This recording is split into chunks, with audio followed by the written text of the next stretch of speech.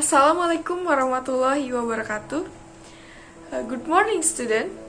How are you today? Let me introduce myself. My name is Dila Syadia.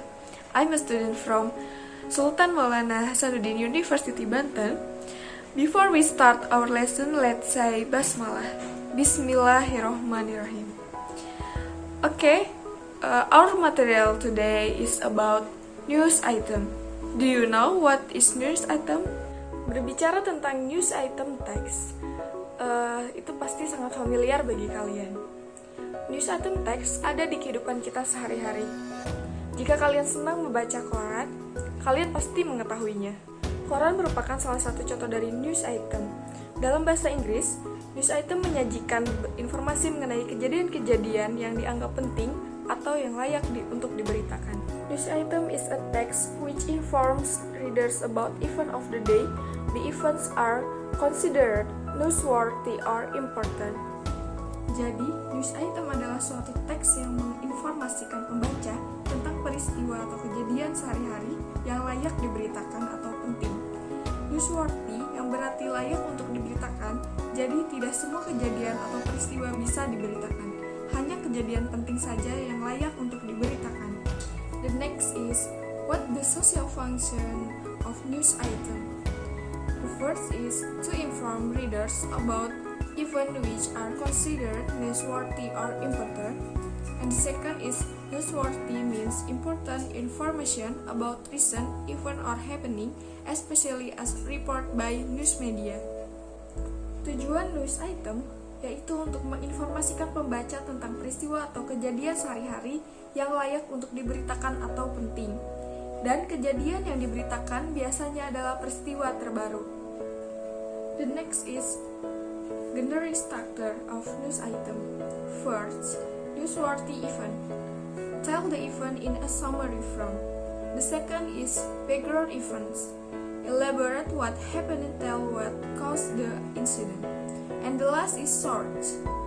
Comment by participant witness, authorities, and expert involved in the event. Generic structure dari news item yaitu newsworthy event adalah berita utama bagian yang menceritakan ringkasan dari suatu kejadian atau peristiwa penting yang terjadi. Yang kedua, background event adalah menceritakan secara rinci latar belakang kejadian atau peristiwa yang terjadi, siapa, di mana, dan bagaimana peristiwa itu terjadi.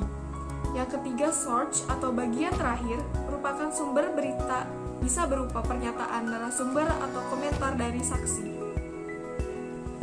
The next is language features of news item. The first is information on the use of the headlines. The second is use of action verbs. The third is use of saying verbs. And the last is use of direct and indirect speech. Jadi, di setiap teks bahasa Inggris yang berjenis news item text terdapat ciri-ciri kebahasaan seperti berikut. Yang pertama, informasi singkat tertuang dalam headline. Yang kedua, menfokuskan pada kejadian. Yang ketiga, menggunakan action verbs. Dan yang terakhir, menggunakan material process. Now, I will give you example about news item. Let's see the video.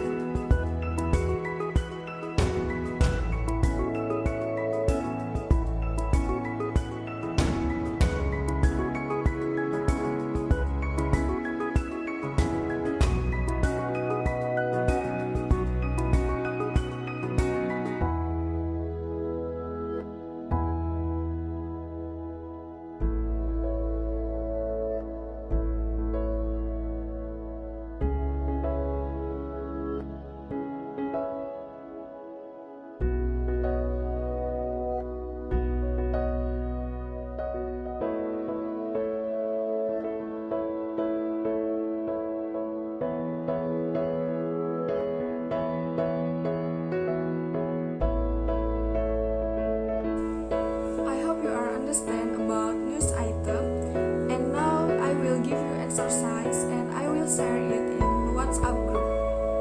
Okay, I think enough for today. Thanks for your attention. Assalamualaikum warahmatullahi wabarakatuh.